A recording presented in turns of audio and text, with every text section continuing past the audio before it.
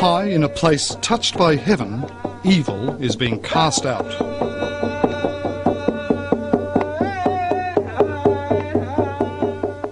I'd really like to shed this monster off my back, off my heart, off my spirit. Terry Arlick was sexually abused. In this corner of Canada, his and other claims for compensation ascending the Anglican Church broke. But that's the cost of when people sexually abuse people. It destroys lives. And now the sins of the fathers unto the third and fourth generation. We're now paying the cost of something that happened a long time ago.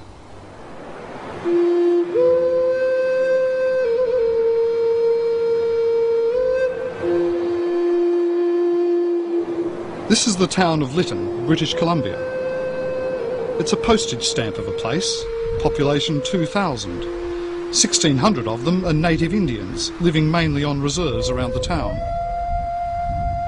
Small it might be, but Little Lytton is exacting a major price for events which occurred here 30 and more years ago. There hasn't been one household, one family that has been spared. Every single person has been affected by residential school. This is a gathering place for our people. Ruby Dunstan has heard all the stories. She's a former chief of Lytton's Indian community. She, like most here, was taken from her family to the now notorious St George's Residential School. Healing gathering.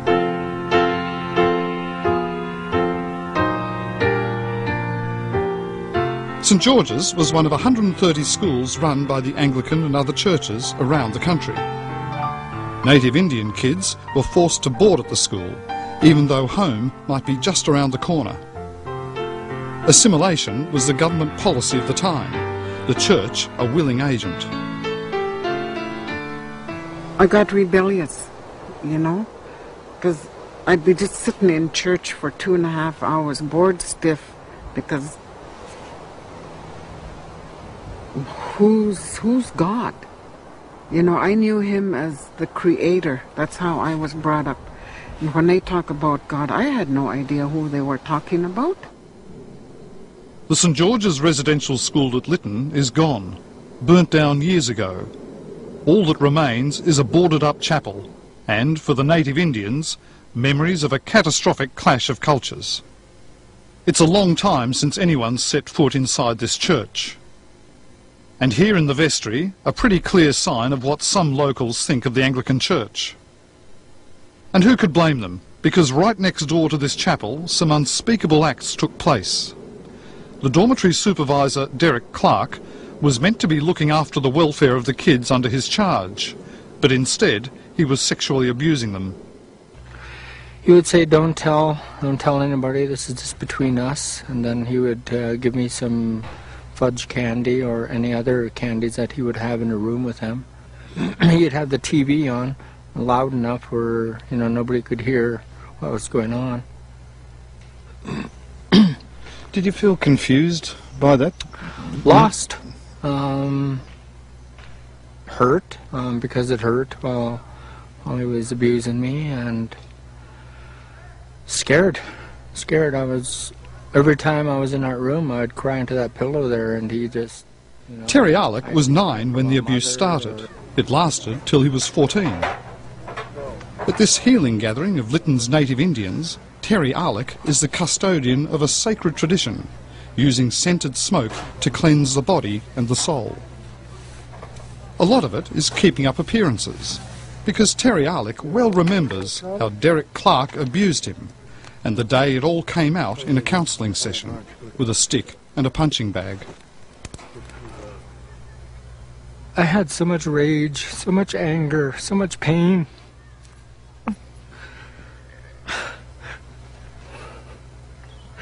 A lot of hurt.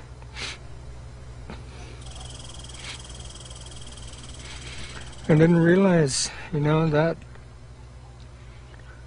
it hurt me that bad, that much, and that that sexual abuse controlled my whole life, and my relationships that I had, and I just beat that bag until I couldn't walk.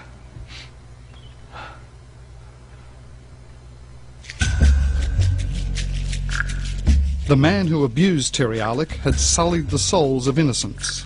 And in 1993, dormitory supervisor Derek Clark was convicted of serial sex offences. 2 years ago, one of Terry Arlick's best mates, Floyd Mowat, applied for compensation. The judge found that though Derek Clark was paid by the government, which funded the school, he answered to the church which administered the school. The judgment found that the church was guilty of a cover-up.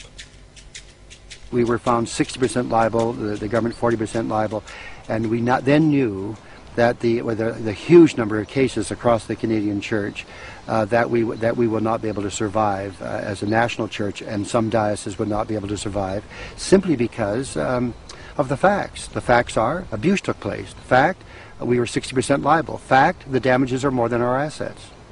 And so that means you can't exist, you have to start again. So the diocese is kind of like a circle through different mountain valleys. Later this year, history will be made. For example, from Canada, The bishop's vast diocese, the Diocese of Caribou, will pay the ultimate price for the past. It will cease to exist.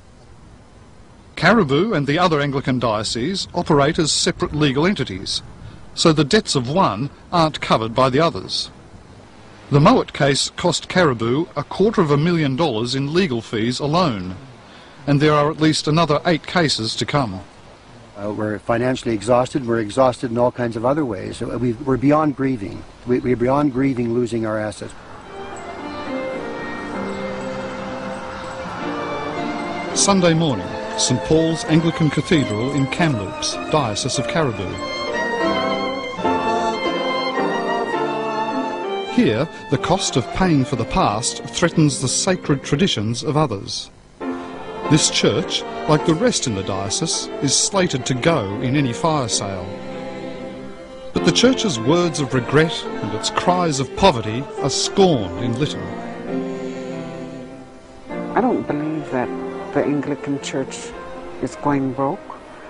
Our people say when they hear that the church is going broke, they say, well, why don't they melt all the candlesticks, those golden candlestick holders or whatever you call them, and all the collection plates. Why don't they melt that? Ruby Dunstan might be right. The Anglicans have legal advice which says they can't sell their churches because they're held in sacred trust. It will take a court case to sort out who really owns them. But can you see why the Ruby Dunstans of the world would be pretty cynical about the church? Absolutely, and I totally understand that, because people believe that we're hiding our assets. There's part of me that would just like to just say, take it all, but I can't. I mean, you can't give away things that don't belong to you. And the legal advice we have is that we hold it in trust. And when people give money to a charitable organization for a particular cause, it has to be used for the cause for which it is given. But there's more trouble ahead. More compensation claims are emerging, snaking their way across the country. 2 more dioceses are headed the way of Caribou over separate sex abuse claims. Class action lawyers have lodged claims for physical abuse, emotional abuse, and for so-called cultural abuse. There are 700 so far, all ending up at the doorstep of Canada's Anglican primate, Archbishop Michael Piers. The Archbishop prepares for the Anglican General Synod, knowing it may be the last. The Church's national governing body, too, has been bitten by compensation claims, and says it will be bankrupt inside 12 months. Because I take the very long view of things, I live at a certain moment in the life of the world and the Church, and my moment will pass, and what I want is that it will be seen to have been a moment that contributed to healing, both in the Church, but also in Canada as a country.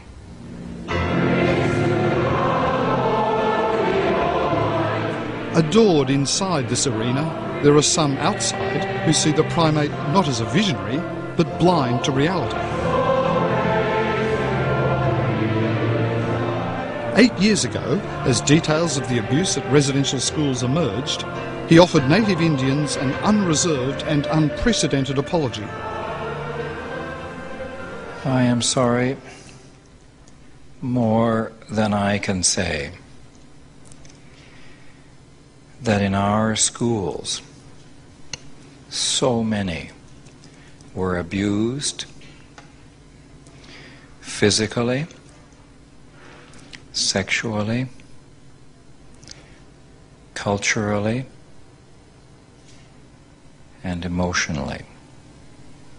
For 10 minutes, the primate detailed what he called the shame and humiliation of the church. And from the Anglican Church of Canada,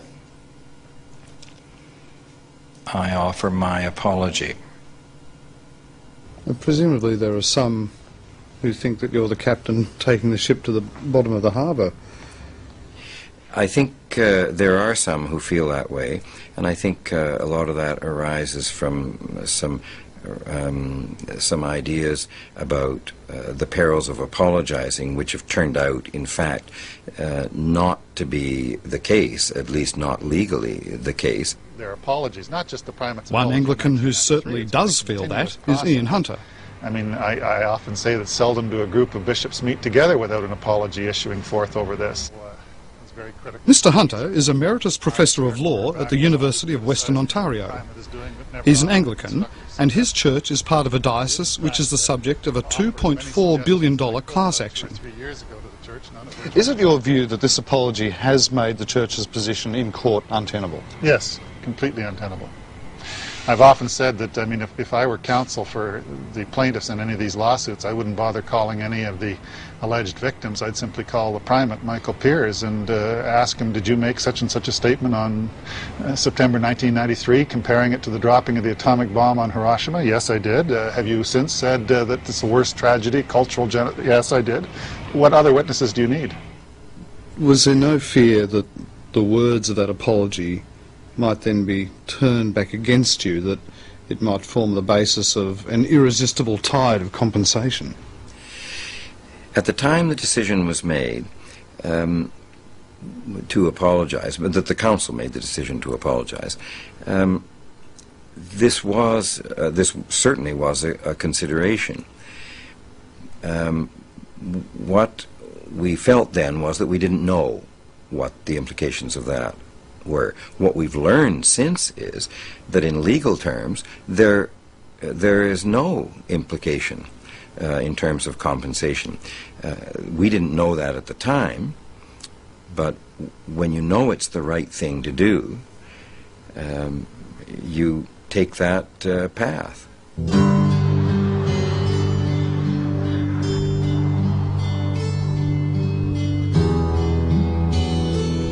The legal power of the Anglican Church's extraordinary apology has been tested only once.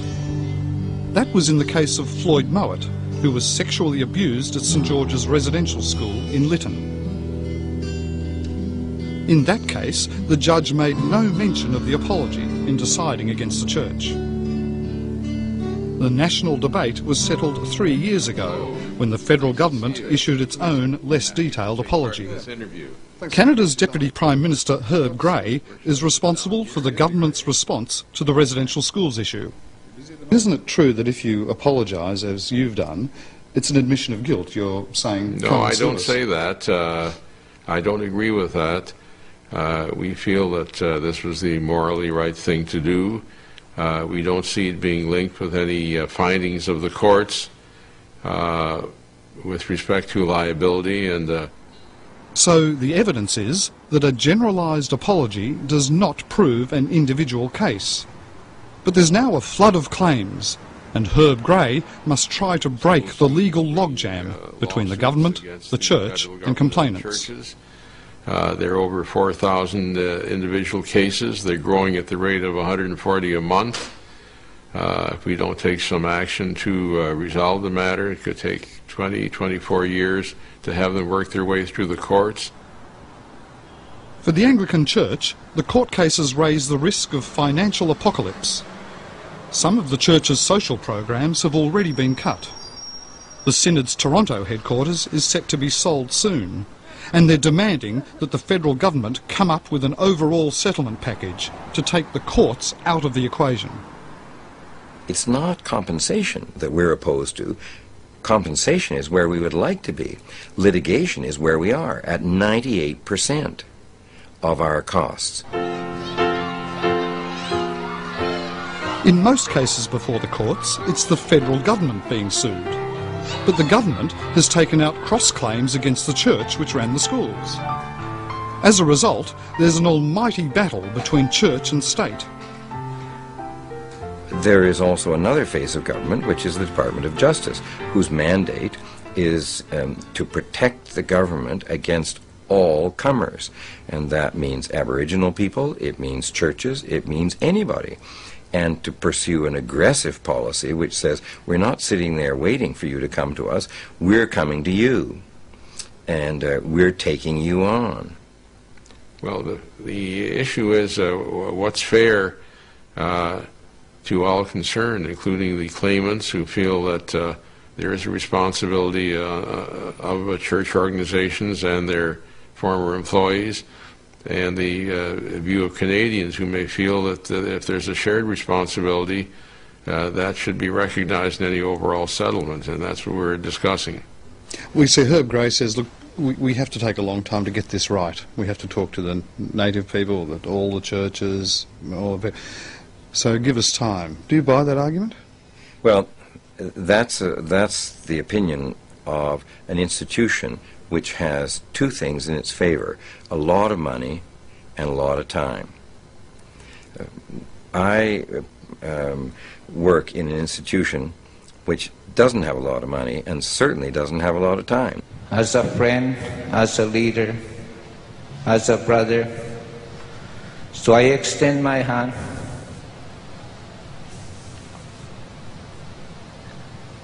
In the Anglican Church's version of reality, there will one day be full reconciliation with native Indians hurt by the residential schools.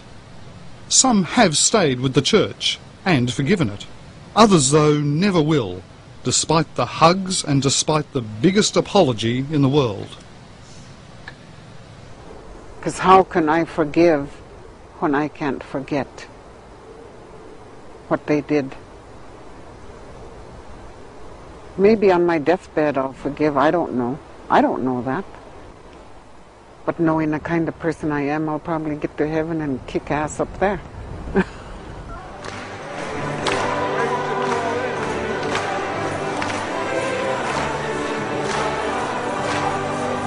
For the primate, there is some joy amid the pain. Having shown the moral courage to admit the truth, the Church's immediate future is being dictated by the courts and politicians.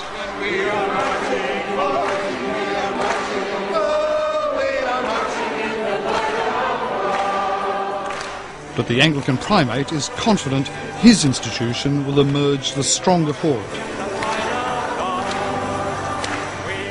We really are in for the long haul. And on the long haul, a century from now, this will have been a difficult time, discreditable to the Church in a number of ways. But not in every way.